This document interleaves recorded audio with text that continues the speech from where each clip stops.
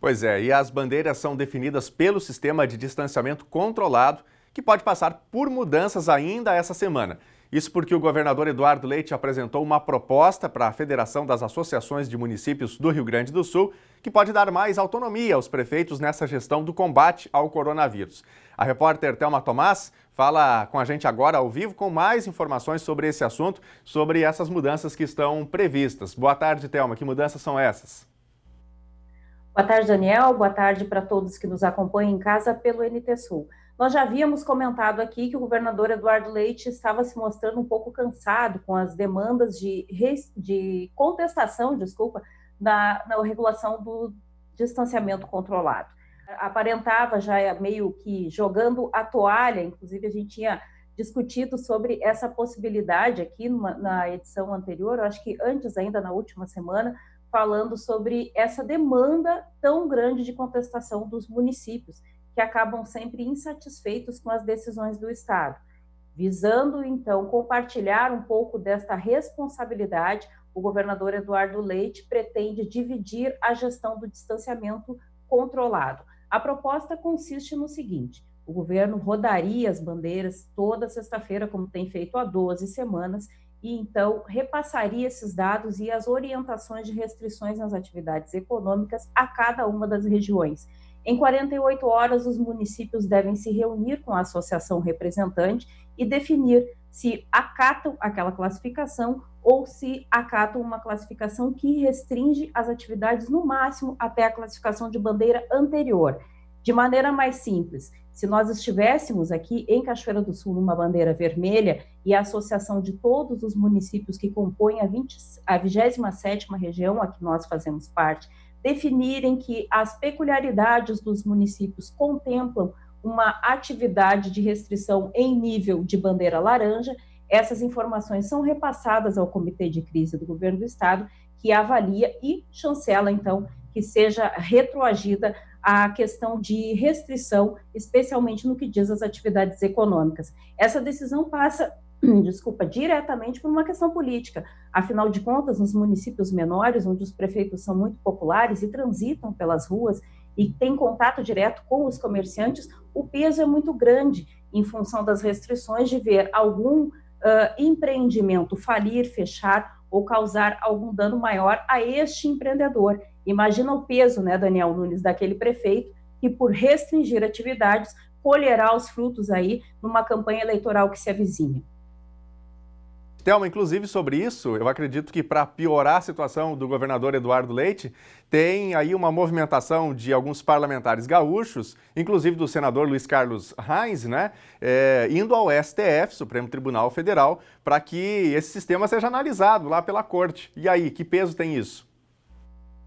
Pois é, Daniel, por isso a gente fala sobre um reflexo político. Quando as lideranças políticas começam a interferir numa gestão de crise como essa que a gente está passando, que é uma situação de saúde pública, onde os interesses precisam estar mais focalizados e mais centralizados na contenção das mortes e ocupação de leitos e a capacidade de atendimento, que são questões muito mais técnicas do que políticas, significa que alguma coisa está circulando pelos bastidores, e é inevitável pensar no reflexo político que essas decisões podem trazer, tanto que na primeira reunião os municípios já rechaçaram essa ideia de ter que compartilhar a decisão com o Estado, uma vez que fica mais fácil dizer, estou obedecendo ordens do governador, né, a ter que assumir responsabilidade sobre determinadas ações que podem ser antipáticas e invariavelmente ao ônus da função política, né.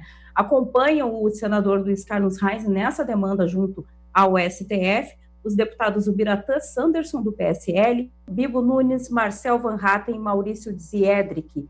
Esses parlamentares, então, foram ao Supremo Tribunal contestar a capacidade do governo do Estado em limitar ações e determinar restrições econômicas nos municípios. Segundo a proposta que eles apresentaram ao governo, isto fere uma determinação, o que não é verdade. A princípio, a gente sabe que já tem uma resolução dentro do próprio Supremo Tribunal Federal, dando essa autonomia tanto para o governador quanto para os municípios, em detrimento daquilo que já foi discutido diretamente pelo presidente Jair Bolsonaro, que dizia que não era de atribuição dos prefeitos determinar restrições econômicas no enfrentamento à pandemia. Inclusive, sobre isso, o governador Eduardo Leite se pronunciou na sua tradicional live da semana, que foi realizada na tarde de ontem, e a gente separou um trechinho aqui para você acompanhar.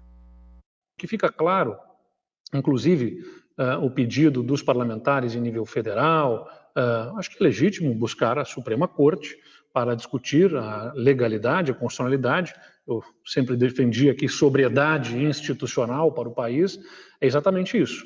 Utilizar as instituições devidas para que alguma insatisfação e resignação com o que se esteja fazendo, né, inclusive em relação ao distanciamento controlado, possa ser discutido e decidido sobre essa competência. Eu reconheço que o poder de polícia administrativa, ou seja, da fiscalização do interesse local dos municípios, é dos municípios e, portanto, é fundamental ter os municípios como parceiros. Então não se trata aqui de ficar num impasse sobre responsabilidades, mas sim de buscarmos jogar juntos em favor, em defesa do interesse público, que é a manutenção da saúde, da vida dos gaúchos, a preservação da vida dos gaúchos, com a maior equalização com as questões econômicas, que também interferem na vida dos gaúchos. Então, o nosso modelo do distanciamento controlado é um modelo para dar o norte, a orientação, estabelecemos os protocolos, ele funcionou até aqui, entendemos que podemos avançar para um aperfeiçoamento e maior engajamento dos municípios com esta cogestão, ou gestão compartilhada, em que as associações, os municípios, as regiões, os prefeitos reunidos possam deliberar por protocolos diferentes do Estado, mas sempre, né, levando em conta aquilo que o Estado identifica a partir dos indicadores, é o risco que a região tem. Mas estou muito tranquilo em relação ao que o governo do Estado está fazendo, que é o que a decisão já tomada anteriormente pela Suprema Corte, pelo Supremo Tribunal Federal, define que os estados têm competência para estabelecer regras e que os municípios podem até estabelecer regras restritivas, mas não menos restritivas. Aí, portanto, Eduardo Leite, governador do Rio Grande do Sul, embasando, né, a sua decisão e aquilo que norteia, né, os princípios que norteiam o distanciamento controlado, com base, inclusive, já em decisões do próprio STF, onde agora alguns parlamentares gaúchos questionam, né, entraram com essa reclamação constitucional, né, sobre a possibilidade de derrubar o sistema do distanciamento controlado. Thelma, um último assunto que nós precisamos falar aqui ainda, aqui em Cachoeira do Sul, muitas pessoas questionam já há bastante tempo, é sobre o hospital de campanha, né, que foi construído pelo município, pela prefeitura, até agora não foi utilizado, e o que se questiona é: vai ser útil o hospital de campanha ou ele realmente não está sendo útil e daqui a pouco poderia ser desmontado para que o valor fosse economizado? O que se tem de informação até o momento? Pois é, Daniel, o hospital de campanha, assim como em outros municípios, foi inaugurado, instalado, montado, com uma perspectiva de garantir atendimento caso nós tivéssemos casos mais graves e a ocupação aqui do nosso Hospital de Caridade e Beneficência ficasse totalmente comprometida, o que felizmente ainda não ocorreu. Boa parte dos pacientes, se não a maioria deles, consegue se recuperar com isolamento domiciliar e atendimento de enfermaria. Nós temos alguns casos mais graves que ocuparam a UTI, mas não demandaram todos os leitos, tanto que Cachoeira segue atendendo, inclusive, a regulação estadual. Uma reunião na manhã de amanhã, na quarta-feira, do gabinete de crise do prefeito Sérgio Guinatti, deve definir os rumos do hospital de campanha. A preocupação é que no dia 4, agora de agosto, encerra o prazo do contrato feito com a empresa que prestou serviços instalando as divisórias, o piso e também a questão hidráulica, que manteria então o funcionamento dos equipamentos lá no hospital de campanha, que segue invicto. A gente vai trazer, então, as definições na edição de quinta-feira, provavelmente, do NTSul, sobre se o hospital de campanha se manterá ainda por mais algum tempo, se o prefeito pretende estender esse contrato, ou se ele será desmontado sem nunca ter sido utilizado. Cabe destacar aqui que os recursos de manutenção e montagem do hospital de campanha são de ordem do Poder Judiciário, que colaborou, então não são recursos que vêm dos cofres da Prefeitura, Daniel. Perfeito. Thelma, obrigado pelas informações. Abraço para você, boa tarde. Boa tarde para nós.